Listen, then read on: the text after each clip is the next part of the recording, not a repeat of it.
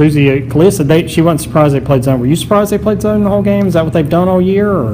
Oh, no. I think what she meant was she was surprised they played zone for 40 minutes. Okay. I mean, we were prepared for several different defenses. We knew that we had prepared for their 2-3 zone and a variety of other zones. But I think what she meant was we didn't think they were going to play zone for perhaps 40 because that's not necessarily what they do. Okay. However, they've played a very, very difficult schedule this year against quality opponents that they've probably worked on their zone a lot better. Now, what they did, though, they didn't pack it in. They spread it out.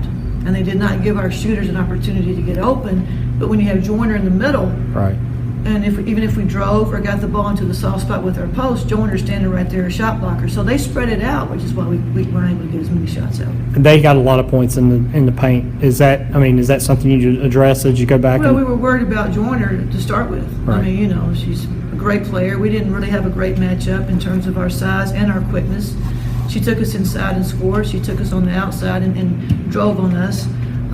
So that was a concern from the get-go. And like Leah said, they made us play defense for 25, 26 seconds per possession. Yeah. Whether we were man, whether we were in our trap, whatever we were in.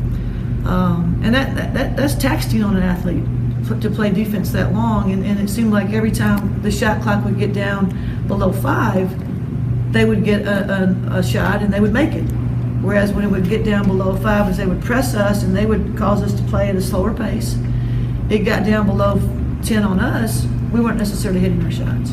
How do anything you change going into the UNC Greensboro game? No, or this is no, you don't take a Chattanooga game and apply it to a Greensboro. Right. I mean, they're totally different teams, and Chattanooga is very unique in that they have Joyner in the middle.